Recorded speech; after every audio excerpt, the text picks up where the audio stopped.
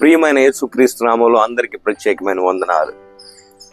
మనకి ఉన్నతమైన నామము, ఈ లోకంలో ఏది కావాలన్నా కూడా పొందుకోగల నామము, అద్భుతమైన నామము, స్వస్థపరిచే నామము, విడుదలిచ్చే నామము, రక్షించే నామము, ఆశీర్వదించే నామము, యేసు నామము మనకున్నది.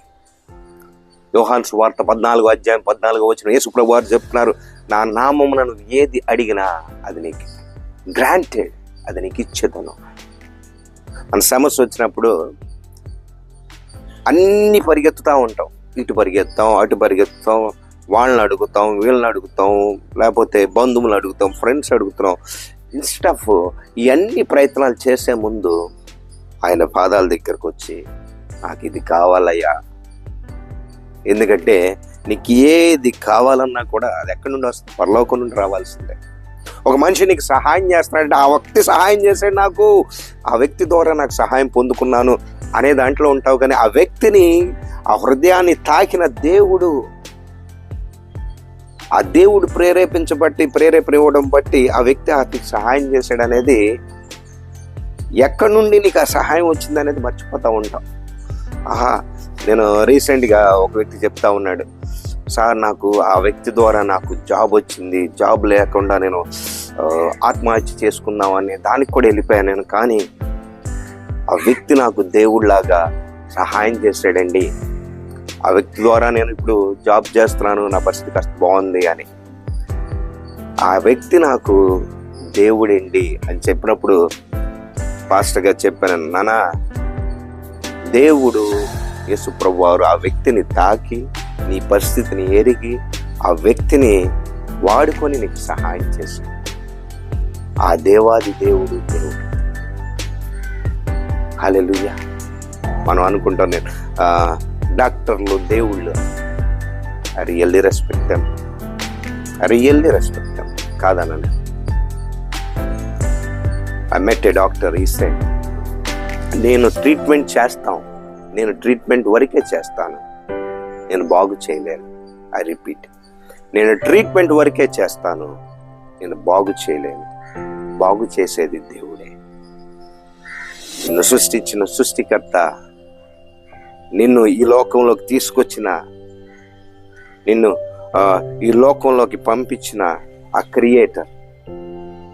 క్రియేటర్ చేతిలోనే ఈ క్రియేషన్ యొక్క పర్పస్ ఏంటి, క్రియేషన్ యొక్క యూస్ ఏంటి, దాని యొక్క ఫీచర్స్ ఏంటి, మొత్తం ఆయనకే తెలుసు.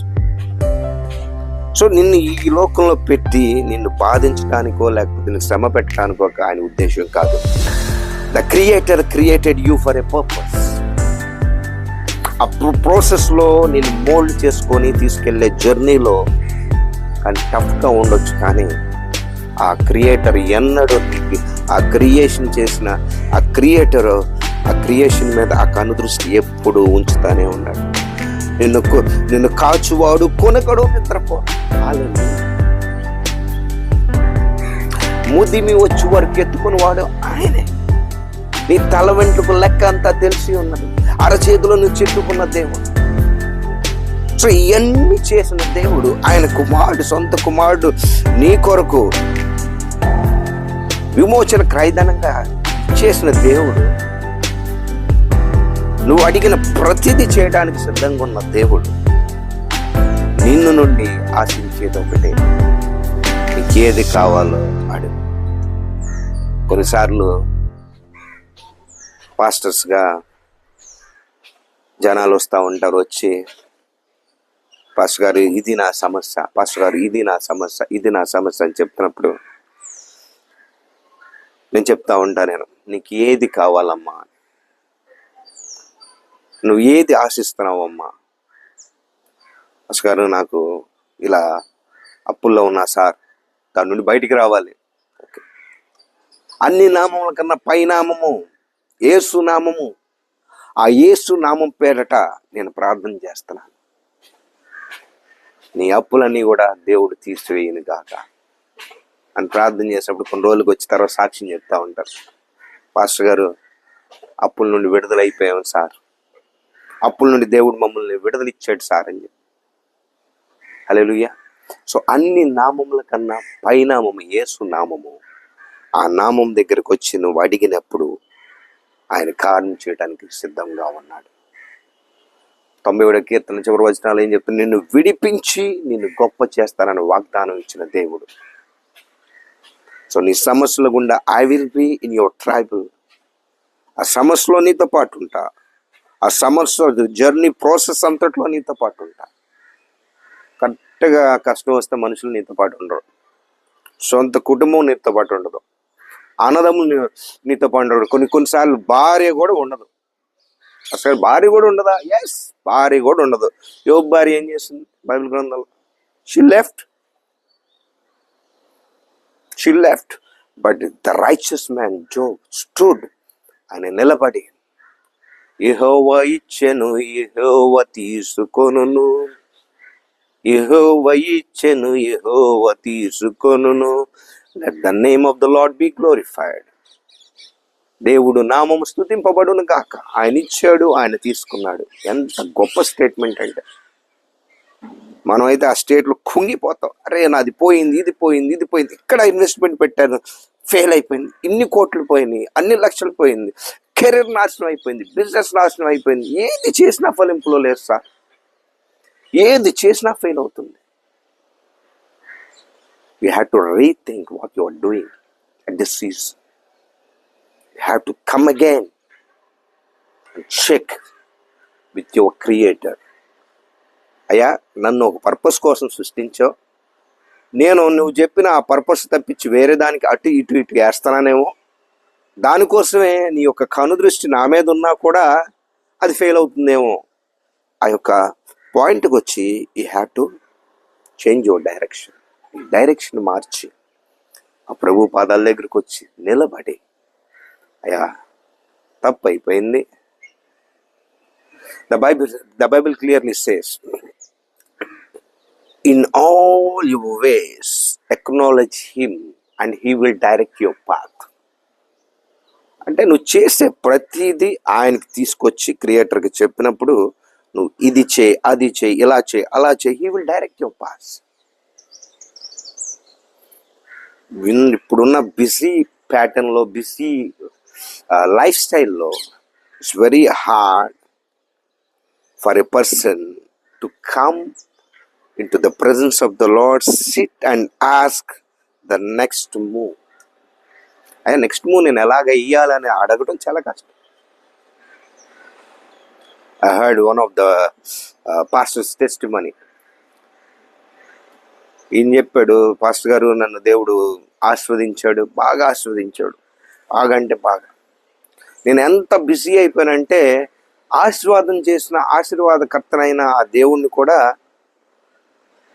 కొంచెం వెయిటింగ్లో పెట్టేంత బిజీ అయ్యా. సో ఎప్పుడైతే నేను బాగా బిజీ అయ్యానో అపవాదికి నేను చాలా, ఇప్పుడు ఎలా ఉంటుందంటే దేవుడికి దగ్గరికి ఉన్నప్పుడు మనం అపవాదిని జయించగలం. When we are close to the Lord, we can resist the devil. When we obey the word of Lord, word of God, word of Lord, we can resist the devil. ఆ రెసిస్టెన్స్ ఎప్పుడు వస్తుందంటే, ఆ strength ఎప్పుడు వస్తుందంటే, when you are in the Lord.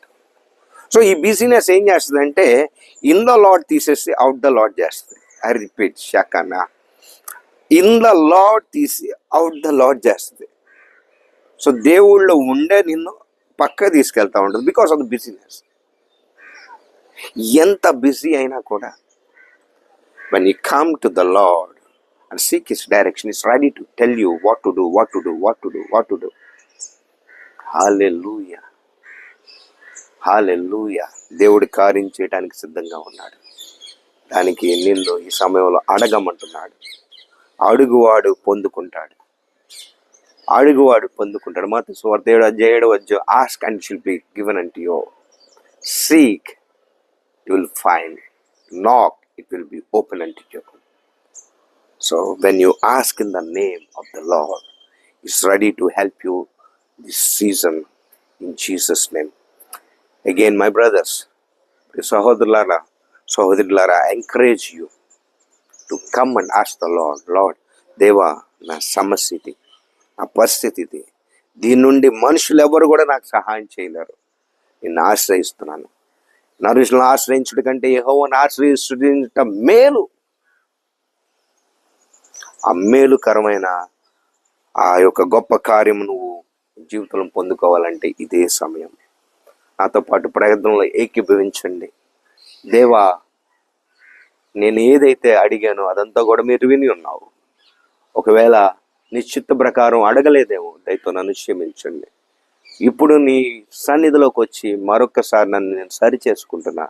నిన్ను అడుగుచున్నాను ప్రభువా, నజరేయుడైన యేసు నామమున నన్ను ఆశీర్వదించు. శ్యామనుందా నన్ను ఆశీర్వదించు, నా కుటుంబాన్ని ఆశీర్వదించు, నా పిల్లల్ని ఆశీర్వదించు, నా తరతరాన్ని ఆశీర్వదించు. నువ్వు ఒక్క మాట పలికితే చాలు, నువ్వు అది పొందుకుంటావు. నజరేయుడైన యేసు శక్తి గల నామంలో మాకు కావాల్సిందంతా ఈరోజు మేము పొందుకునేదము గాక. యేసు నామం కార్యం చేయవాడా, ఒక గొప్ప కార్యం చేయండి. ఈ బిడ్డల జీవితంలో స్వస్థత పలుకుతున్న, విడుదల పలుకుతున్న, ఆశీర్వాదం పలుకుతున్న, రక్షణ పలుకుతున్న, ఎవరైతే కుటుంబంలో రక్షణ లేదో యేసు నామమున, ఎవరి కోసం అయితే రక్షణ కోసం ప్రార్థన చేస్తున్నారో యేసు శక్తిగల నామంలో వాళ్ళకి release the salvation Jesus. Release the blessing upon them, O Father. Strengthen them, O Father. యేసు నామమున ఆశీర్వదిస్తూ, in Jesus name I pray. Amen, amen, amen. God bless you. దేవుడు మిమ్మల్ని దీవించును గాక.